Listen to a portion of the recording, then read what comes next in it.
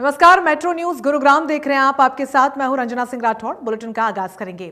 देश भर में लगातार बढ़ रहे ओमिक्रॉन के बीच भले ही तमाम उद्योग पर असर पड़ता नजर आ रहा है, लेकिन फिलहाल रियल एस्टेट में खरीदारी लगातार जारी है। रियल एस्टेट के लोगों की माने तो ओमिक्रॉन का खासा असर नहीं यहां पर पड़ेगा। दरअसल रियल एस्टेट की खरीदारी पर फिलहाल कोरोना वायरस असर कम देखने को मिल रहा है।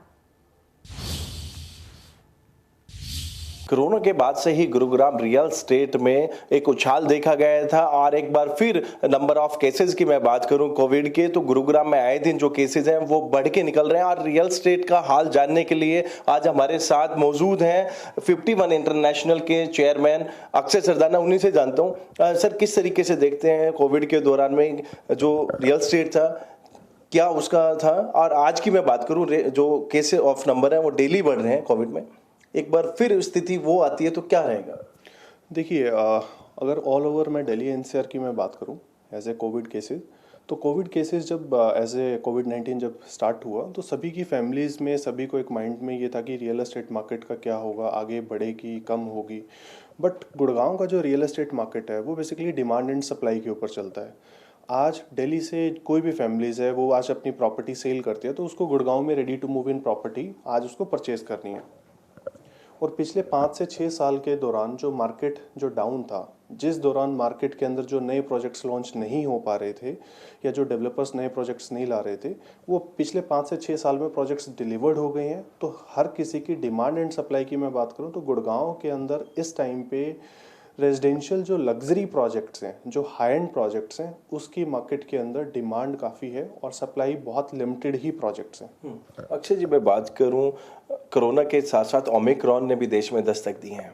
क्या रियल एस्टेट में इस चीज़ का कोई प्रभाव पहले देखा गया था या फिर आने वाले समय में देखा जा सकता है? देखिए, मैं अगर जब से कोविड-19 आया है तब से रियल एस्टेट मार्केट काफ़ी पीक पे है। और इस टाइम पे मैं सिर्फ गुड़गांव की बात नहीं करूँगा, मैं ऑल अक्रॉस हरियाणा की अगर मैं बात करूँ तो हर जगह प्रॉपर्टीज़ के रेट्स बढ़े हैं। आप लोगों को सबको इस बारे में आइडिया है। और इस टाइम पे मैं एज ए यही चीज़ कहना चाहूँगा कि हम सबको एक ऐसे डिस्टेंस मेंटेन करना चाहिए। और रियल एस्टेट मार्केट की अगर मैं बात करूं तो आज मार्केट में सबकी रिक्वायरमेंट है कि सबका वर्क फ्रॉम होम चल रहा है, कि घर एक बेसिक नीड है और इस नीड के हिसाब से सबको एक रेजिडेंशियल प्रॉपर्टी की तरफ आगे बढ़ना चाहिए। किस तरीके के लोग गुरुग्राम में प्रॉपर्टी परचेज कर रहे हैं या फिर सेल कर रहे हैं, किन लोगों की तादाद ज़्यादा? देखिए, गुड़गांव जो है वो बेसिकली दिल्ली के साथ में कनेक्टेड है। तो दिल्ली के अंदर काफ़ी फैमिलीज़ हैं जो गुड़गांव के अंदर अपग्रेड करना चाहती हैं, क्योंकि गुड़गांव का जो लाइफस्टाइल है वो एक बिल्कुल पूरे हरियाणा के अंदर सबसे डिफरेंट लाइफस्टाइल है। आपको एक प्राइवेसी है, आपको क्लब एमिनिटीज़ मिलती हैं। तो दिल्ली की मैक्सिमम फैमिलीज़ हैं जो गुड़गांव के अंदर शिफ्ट होती हैं और उनको आज वहाँ पर एक ऐसे कार पार्किंग सेफ कवर्ड चाहिए, प्लस में क्लब एमिनिटीज़ चाहिए, सिक्योरिटी सर्विसेज चाहिए। तो यहाँ पर उनको सब कुछ अंडर वन रूफ मिलता है। तो जिस तरीके से लॉकडाउन के बाद से जो प्रॉपर्टी में बूम आया, अब केस ऑफ नंबर बढ़ने, तो कहीं ना कहीं जो रियल एस्टेट में इन तमाम चीज़ों को पीछे छोड़ते हुए बहुत आगे निकली। मार्केट पहले भी आगे बढ़ा है रियल एस्टेट में पिछले 2 साल से, और ये 2021 का कोविड की अगर मैं बात करूं तो इसके बाद भी मार्केट की सिचुएशंस काफ़ी बेटर हुई है। तो यदि अब मामले बढ़ते हैं, एक बार फिर लॉकडाउन लगते हैं, तो क्या देखते हैं? देखिए, मैं तो यही कहना चाहूँगा कि इस टाइम पे हर एक बिज़नेस डिजिटल हो गया है। तो हमारी पूरी कोशिश है कि रियल एस्टेट को भी आगे पूरा डिजिटलाइज बिजनेस किया जाए। तो बिल्कुल ये थे हमारे साथ अक्षय सरदाना, जिन्होंने साफ तौर पे कहा है कि जिस तरीके से लॉकडाउन के बाद एक बार काफ़ी बूम रियल एस्टेट में देखने को मिला था। जिस तरीके केस ऑफ नंबर की मैं बात करूं, गुरुग्राम में आए दिन जिस तरीके से कोविड के मामले बढ़ रहे हैं, ओमिक्रॉन ने देश में दस्तक दे दी, तो ऐसे में कहीं ना कहीं इनका साफ तौर पर यही है कि जो हम बात करें डिजिटल की, तो कहीं ना कहीं जिस तरीके से हम सोशल मीडिया पर अलग अलग प्लेटफॉर्म पर अपने आप को, इनकी जो कंपनी है वो लोगों के लिए बेहतर काम करिए, तो ऐसे में कहीं ना कहीं ये तैयार हैं। गुरुग्राम से संजय राठौर, इंडिया न्यूज।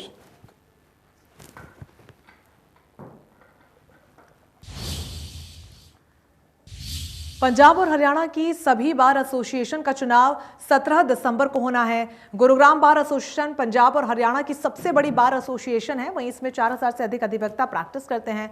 सभी पदों के लिए 16 उम्मीदवारों ने अपना नामांकन भी दाखिल किया है, जिसका जायजा हमारे सहयोगी संजय राठौर ने लिया।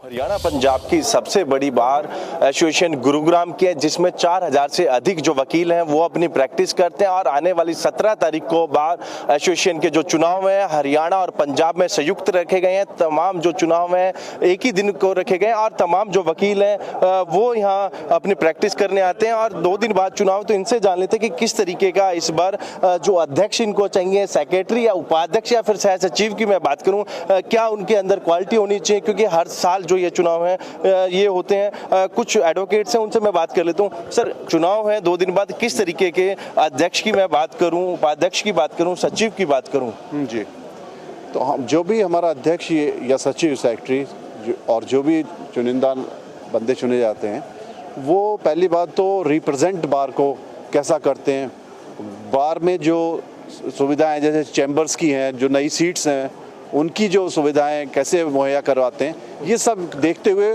वोट्स देनी चाहिए, मेरे कहना। तो बिल्कुल कहीं ना कहीं उनके अंदर क्वालिटी होनी चाहिए जो पूरी बार का ध्यान रखें। कुछ वकील और उनसे मैं जानता हूँ। भाई साहब, आप क्या कहना चाहेंगे, किस तरीके के उम्मीदवार इस बार की यानी मैदान में हैं और कितने उम्मीदवारों ने यहाँ नॉमिनेशन फाइल किया? नमस्कार। सबसे पहले मैं बता दूं, मैं खुद एक उम्मीदवार हूं सचिव पद के लिए। इस बार हमारे तो एक अच्छी बात है कि आप भी दावेदारी कर रहे हैं। सचिव का जो एक कार्य होता है, काफ़ी अध्यक्ष से भी ज़्यादा उसके ऊपर जिम्मेवारी होती हैं, तो किस तरीके से आप निभाएंगे? और मैं प्राथमिकता की बात करूं, किन मुख्य चीज़ों को लेके सबसे पहले आप चलेंगे? देखिए, सबसे पहले जो मेरा प्रमुख उद्देश्य रहेगा वो एक फ्रिक्शनलेस एनवायरनमेंट क्रिएट करना होगा, जिसमें सीनियर्स और न्यू कमर्स एक माहौल काम करने का ऐसा बनाया जाए जिसमें सभी अपने प्रोफेशन को एक पॉजिटिविटी की तरफ बढ़ाएं। दूसरा जो प्रमुख मुद्दा होगा वो जो हमारे यंगस्टर्स आ रहे हैं बार में, उनके लिए एक हेल्प डेस्क क्रिएट करना, क्योंकि जो यंगस्टर्स आ रहे हैं उनको सही गाइडेंस मिल जाए तो दे कैन डू वंडर्स। इन्हीं मुद्दों के साथ जो प्रमुख मुद्दे हैं, यही जो बार के रहेंगे और जो मेरे रहेंगे। जो मेरा मानना है कि डिग्निटी और self respect both for seniors as well as newcomers, वो इम्पॉर्टेंट है और उसी पे काम करूंगा। मैं बात करूं अभी किन चीज़ों की अभी बार को ज़रूरत है, मैं पंजाब और हरियाणा की सबसे बड़ी जो बार एसोसिएशन है गुरुग्राम में, जिसमें 4000 से अधिक जो वकील हैं रोज़ाना अपनी प्रैक्टिस के लिए आते हैं, काफ़ी उम्मीदें उन पर रहती हैं, तो अभी तक किन चीज़ों से वंचित हैं डिस्ट्रिक्ट बार? देखिए, जैसा कि आपको दिखाई दे रहा है, ये जो बिल्डिंग हमारी बार की अभी एग्जिस्टिंग है, ये लगभग 1975 के आसपास बनी थी, तो लाजमी सी बात है बहुत पुरानी हो गई। और मेरे बिल्कुल पीछे यहाँ पर टावर ऑफ जस्टिस का निर्माण ऑलमोस्ट 70 से 80% पूरा हो चुका है।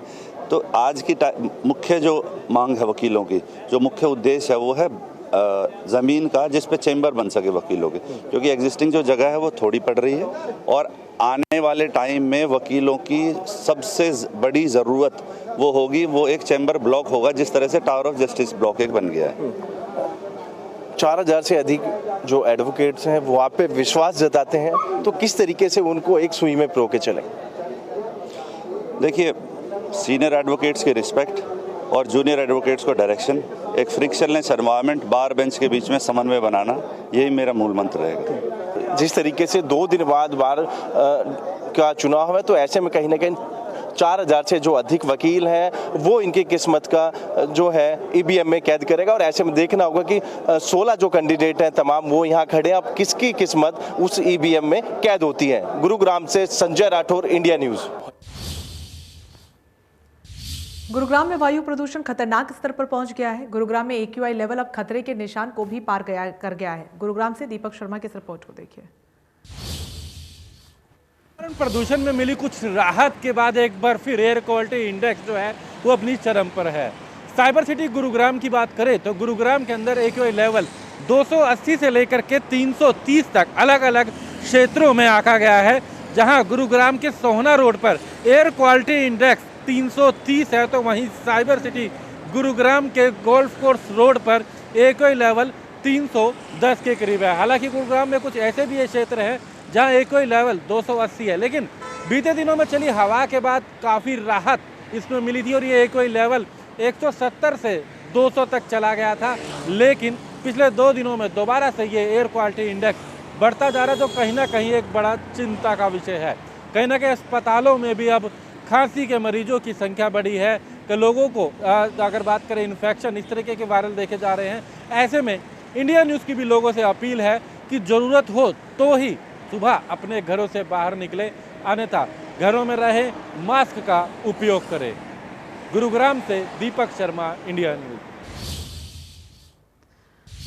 गुरुग्राम के सेक्टर 49 में ओयो होटल में चल रहे सेक्स रैकेट के पर्दाफाश करते हुए सीएम फ्लाइंग की टीम ने 2 विदेशी महिलाओं को गिरफ्तार किया और होटल मैनेजर को हिरासत में ले लिया।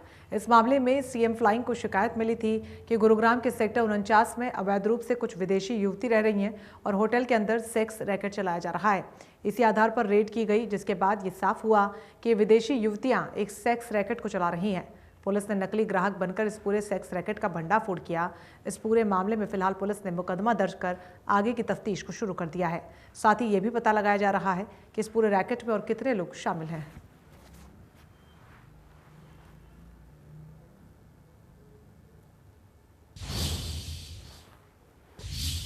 साइबर सिटी को साफ और सुंदर बनाने के लिए शहर को अतिक्रमण मुक्त करना जरूरी है। अतिक्रमण हटाने आई विभाग की टीम ने बिना किसी चेतावनी के आते ही गरीबों को झोपड़ों पर पीला पंजा चलाना शुरू कर दिया। विभाग की टीम ने ना ही किसी को सामान निकालने का मौका दिया और ना ही कोई चेतावनी दी। लोग डर कर इधर उधर भागने लग गए। कुछ लोग अपना सामान बचाने के लिए हिम्मत कर आगे आए तो पुलिस ने बची सारी कसर पूरी कर दी। ना बच्चों को देखा और ना ही महिलाओं को बस पीटना शुरू कर दिया। इन लोगों का कसूर सिर्फ इतना था कि इन्होंने सरकारी खाली पड़ी जमीनों पर झोपड़ी बना ली थी। हमारा बहुत सारा सामान भी चला गया, होने बिछाने, खाना पीना, चावल आटा सारा भी चला गया। हमको तुम ही लोग कपड़ा भी देते, तुम ही लोग हमको बिस्तर भी देते होने बिछाने के लिए, तुम ही लोग हमारा पेट चलाते हो और तुम ही हमारे लिए बेइंसाफी कर दिया। हमारा भी बच्चे का कपड़ा सामान लत्ता भी चला गया। हम क्या पाएंगे खाने पीने के लिए? हम बच्चे को कपड़ा कहाँ से लाए दें? मैं ढोलक वाला हूँ या गरीब आदमी, मेरे पास में कबाड़ी बच्चे मिलते हैं, खाते हुए कबाड़ी मिल के, और हमारे पास कुछ नहीं है। झुकी रोटी 3 बार, हमारे पास कोई घर मकान नहीं है। हम पिछले यहाँ पर पड़े थे बच्चों की रोटी के लिए और कुछ नहीं है। ठंडी शाम था और कुछ नहीं हमारे पास। हम गरीब आदमी हैं। झुकी रोटी कई बारी है। झुकी हमारे पास क्या है बताओ? सोने का बिस्तर नहीं है, खोलने का सामान नहीं है। भैया मैं बीमार औरत हूँ, मेरी बहू के कल बच्चा भैया अब अस्पताल से नहीं आई है तो मैं कैसे करूँ? आज सरकार तुम तोड़ फाड़ कर दिया, यह बच्चा छोटा ऐसा रेगा हो रहा। औरत मेरी बहू अस्पताल में पड़ी है। बेटा बड़ी मेहरबानी, इस तरह नहीं करा जाता है। गरीब की दया करा जाता है, गरीब की मोहब्बत करी जाती है। अब बच्चा छोटा ऐसा गुरुग्राम पुलिस ने 16 दिसंबर से एक विशेष अभियान चलाने की शुरुआत की है, जिसका नाम है जीरो टॉलरेंस डे, जिसके तहत सड़कों पर दौड़ने वाली गाड़ियों के चालान किए जाएंगे। पुलिस द्वारा जारी की गई सूचना के अनुसार 16 दिसंबर को साइबर सिटी गुरुग्राम में यह अभियान चलाया जाएगा। गुरुग्राम पुलिस बिना नंबर प्लेट वाहन ड्राइविंग नियमों का उल्लंघन करने वाले ड्राइवरों के चालान किए जाएंगे।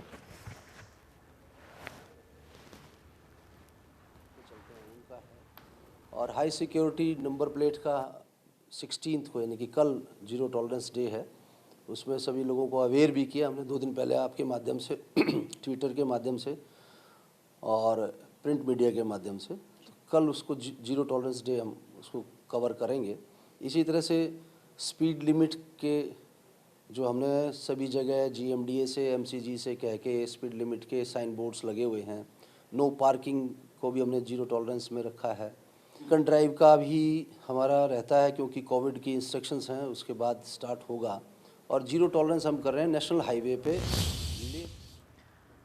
सोहना के देवीलाल स्टेडियम में एक ऐसा मामला देखने को मिला है जहां पर जब एक युवक स्टेडियम में घूमने के लिए गया तो इस दौरान अंधेरे का फायदा उठाते हुए 4 नशेड़ी युवकों ने उसे बुरी तरीके से पीटा। वो उसके साथ लूटपाट कर उसका मोबाइल लेकर फरार हो गए। आरोपी स्टेडियम में बाइक लेकर मौजूद थे। आरोपियों की पहचान संस्कार राहुल रोहित विष्णु के रूप में हुई है। आरोपियों को पुलिस ने अदालत में पेश किया है। आरोपियों पर पहले से ही मामले दर्ज हैं, तो वहीं पुलिस ने मामला दर्ज कर जांच भी शुरू कर दी है।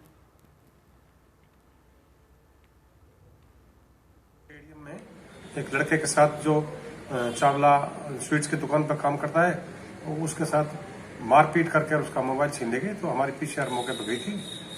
तो फिर PCR ने बताया कि भाई ऐसे ऐसे हुआ है। इन्होंने फिर हमें सुबह दरखास्त दी, जो हमने फिर मुद्दई को साथ लेकर नाकाबंदी की। जो नाकाबंदी पे मुद्दई ने इनको पहचान लिया कि भाई ये लड़के थे जो मेरे साथ थे, वारदात करके मोबाइल छीन के ले गए थे। बल्कि ये मोबाइल को जो छीना था उसको बेचने की फिराक में गए थे, जो नाकाबंदी में पकड़े। लड़के गुड़गांव के ही थे। जो एक तो यहीं एक ठाकुरवाड़े का है, शिव कॉलोनी का है। ये चारों लड़के गुड़गांव के ही रहने वाले थे। को नाम पता है इनका? नाम क्या है? एक का नाम तो है नोनू और संस्कार जी, और एक का नाम है राहुल जी, और एक का नाम है वो रोहित और का नाम है विष्णु। का लड़का है, इसके खिलाफ तो कई मुकदमे दर्ज है। इसी के साथ इस बुलेटिन में बस इतना ही, लेकिन बाकी तमाम बड़ी खबरों के लिए बने रहिए हमारे साथ। नमस्कार।